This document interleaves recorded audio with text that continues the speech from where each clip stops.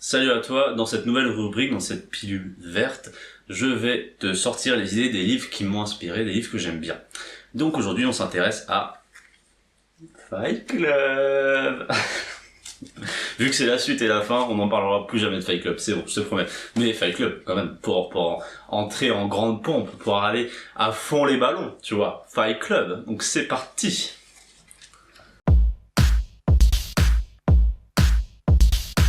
Forcément, je vais spoiler un petit peu, mais ça c'est le but du truc, d'extirper les idées. Donc, comme quand je décortique un film, je spoil un peu. Donc, ne me critique pas, ne me crie pas dessus, s'il te plaît. Je vais spoiler. Donc, j'ai retenu deux idées principales dans ce petit chef-d'œuvre qui est Fight Club. Regarde, en plus, même le design est stylé. Et c'est en comics, tu vois. Donc, même ceux qui aiment bien juste les images, bah, ils trouvent leur compte. Et en plus, il y a du cul, tu vois. C'est stylé. Donc, Fight Club. La première idée, c'est que les hommes ont besoin d'un père supplément, un autre père, à leur père biologique. Il y a une phrase qui le dit très bien dans ce bouquin, je vais la retrouver en même temps que je te parle. Selon Campbell, les jeunes hommes ont besoin d'un second père pour achever leur éducation. En plus de leur père biologique, il leur faut un père de substitution, en général un religieux, un entraîneur ou un militaire. Les épaves d'une génération échouée sur la plage du dernier recours. Avec plein de jeunes, t'as même un Rasta qui est là en train d'attendre de rentrer dans le Fight Club. Donc ça c'est vraiment la première idée, et c'est une idée que j'affectionne particulièrement, même avant d'avoir trouvé ce petit bouquin.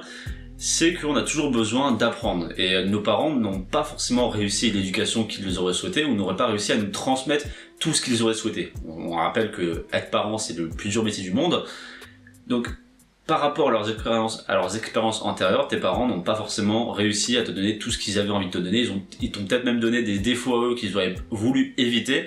Et ce qui fait, c'est que tu es construit par rapport à ce qu'ils ont réussi à te donner, tu vois. Ou ce que tu as réussi à prendre. Parce que parfois, ils donnent, mais tu n'es pas assez prêt, tu n'es pas encore assez éveillé, assez construit pour apprendre et comprendre les choses qu'ils te donnent.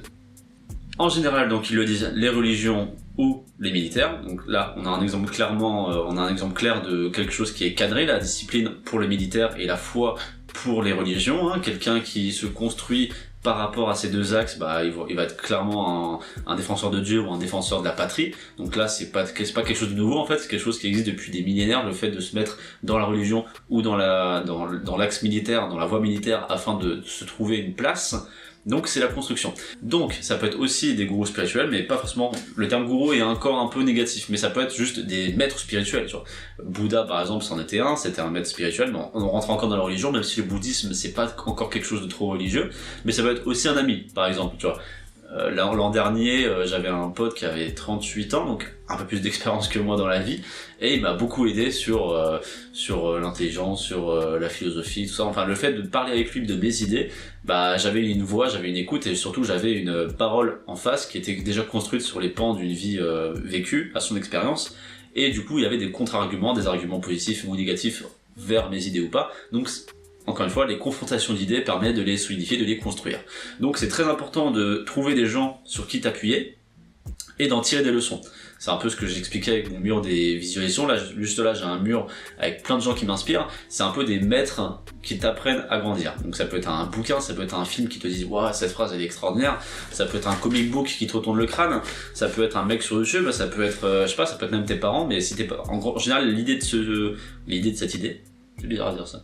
L'idée de cette idée, c'est que tes parents n'ont pas réussi à construire entièrement ta personne et que tu as forcément besoin de quelqu'un d'autre pour te construire. Ne serait-ce que parce que lorsque tes parents ils te construisent à leur image. Donc tu as forcément besoin de quelqu'un qui te construise à une image opposée pour pouvoir confronter encore une fois les réalités et enfin solidifier la réalité de tes parents si tu as envie de la garder ou en construire une plus solide qui te correspond plus. Donc voilà, trouver quelqu'un qui te fasse grandir autre que tes parents. Trouver un autre père, un père de substitution à ton père biologique. Et le second point de ce comic, c'est un peu comme dans le livre ou dans le film, c'est les idées. Les idées façonnent les hommes. Donc ça, j'en ai déjà parlé beaucoup de ce concept, que les idées construisent les hommes et non l'inverse. Que là, par exemple, si je suis en train de faire cette vidéo, c'est parce que j'ai eu l'idée de faire cette vidéo avec ça, parce que j'ai eu l'idée d'aider les gens à travers des vidéos, parce que j'ai eu l'idée de, je sais pas, plein de trucs, tu vois. J'ai eu l'idée d'acheter un hamac pour avoir un côté hippie dans mon appartement. Donc tu vois, tout ce qu'on est est la construction d'idées.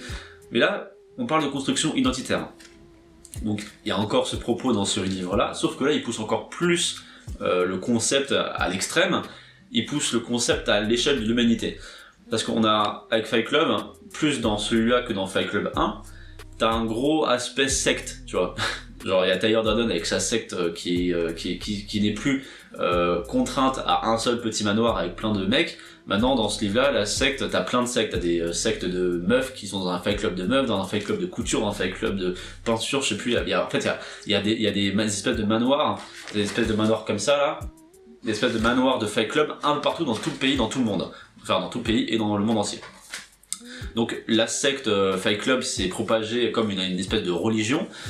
Et en parallèle, t'as Marla, donc Marla c'est la gonzesse, hein, qui est juste ici. Tac, Marla qui elle se crée une secte de vieux jeunes cancérigènes. C'est des vieux qui ont une espèce de maladie et qui, un peu comme Benjamin Button, Benjamin Button lui, son âge il est à l'envers, mais c'est une vraie maladie qui existe où t'es des jeunes enfants de 8-9 ans mais qui ont une croissance, comment on dit ça ? Une croissance cellulaire trop rapide et qui meurent à l'âge de 13 ans, 15 ans, un truc comme ça, parce qu'ils sont déjà vieux à 8 ans, tu vois. Et elle se crée une secte de gens comme ça, parce que les enfants sont justement extrêmement malléables. Donc d'un côté, t'as l'idée, un concept que Tyler Durden mène, tu peux prendre les gens qui sont un peu perdus dans leur vie, donc les gens qui ont 20 ans, 30 ans, 40 ans, 60 ans, et en faire une secte de jeunes, de gens adultes, donc qui sont théoriquement construits. Et d'un autre côté, t'as Marla qui se crée une secte avec des enfants qui paraissent vieux, mais ça reste des gosses. Oula, je buguais là. Elle se crée une secte avec des enfants qui eux sont du coup pas du tout construits, donc hyper malléables. Donc en fait t'as l'espèce de ce parallèle entre les gens construits et les gens non construits, donc les enfants et les adultes, mais qui sont tout aussi malléables si tu t'y prends avec les bons mots, si tu t'y prends avec les bonnes méthodes. Là elle se crée une armée de gamins et Tyler il se crée une armée d'adultes. Donc en fait on se rend compte avec ce comic que les hommes dans les moments de faiblesse sont aussi malléables que les enfants de 8 ans, tu vois. Donc c'est une très bonne idée. Et il pousse le sujet encore plus loin avec la construction identitaire de l'idée. Donc là, comme je te dis, il parle non plus d'une construction identitaire, mais d'une construction sociétale. Il va jusqu'à la création de l'humanité du péché originel.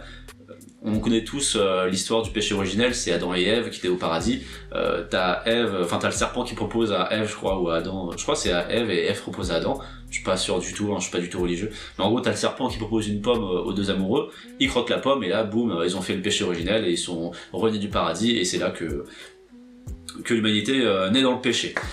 Et en gros, dans ce bouquin, il personnifie le serpent en présence de Tyler. Donc en gros, t'as vraiment un dessin avec le serpent, avec Adam et Ève, t'as le serpent qui tourne autour de l'arbre qui propose une pomme, et sur le serpent, t'as la tête de Tyler. C'est énorme. Ouais, je suis un putain de groupie.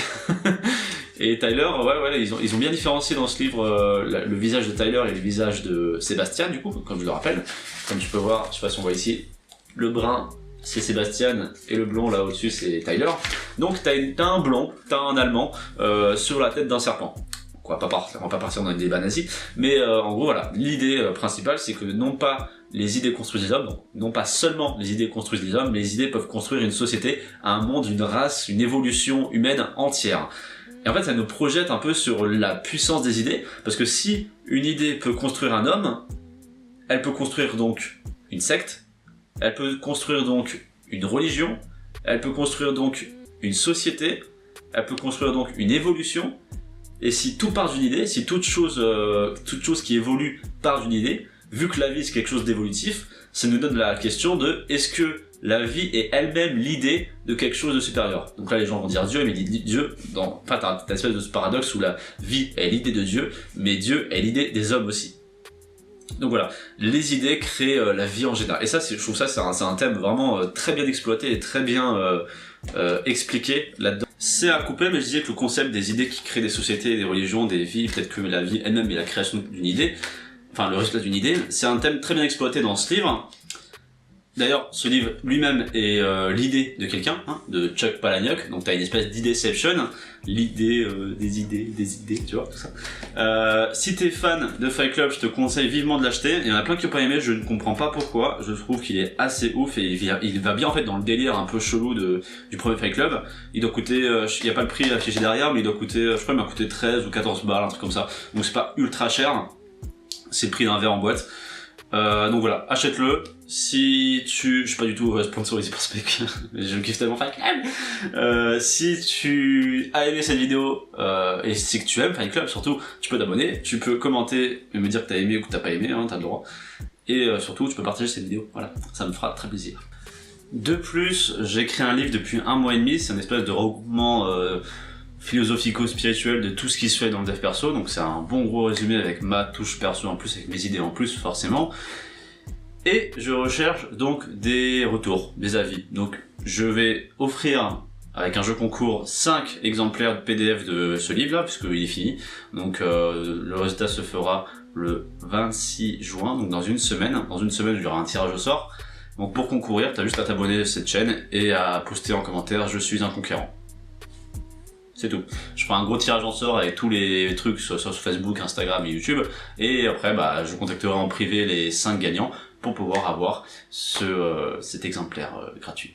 La seule et unique condition, c'est qu'il va falloir me donner derrière un avis constructif. Hein. Pas juste me dire c'est bien ou c'est pas bien. Juste me détailler pourquoi c'est bien et pourquoi c'est pas bien. Et il y a forcément du bien et pas bien dans tous les cas. Donc il va falloir être constructif et pas juste dire c'est de la merde ou c'est cool mec. Ok ? Allez, on fait ça. Moi je te dis à la prochaine, c'était Damien de Canapé Rouge. Je te dis à la prochaine pour d'autres vidéos, hein, d'autres aventures. Et voilà. Bye. Bye. On est des conquérants.